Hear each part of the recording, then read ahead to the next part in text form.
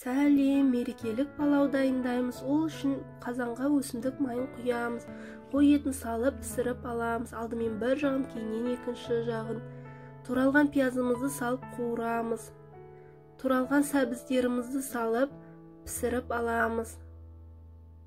Жұмсарғанша. Кейіннен нот саламыз. Араластырып, тұз саламыз.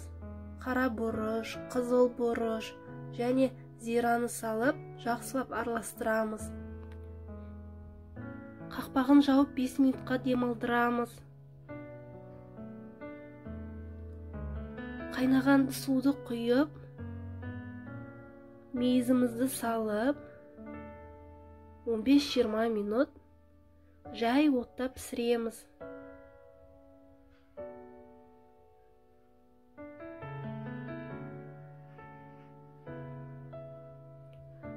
Уақыт өткеннен кейін суға жібітілген күрішімізді саламыз. Күріштің беті толық жабылғанша бетіне қайнаған су құямыз. Сарымсағымызды саламыз. Суы тартылғанша қақпағын жаппай қатты отта пісіреміз.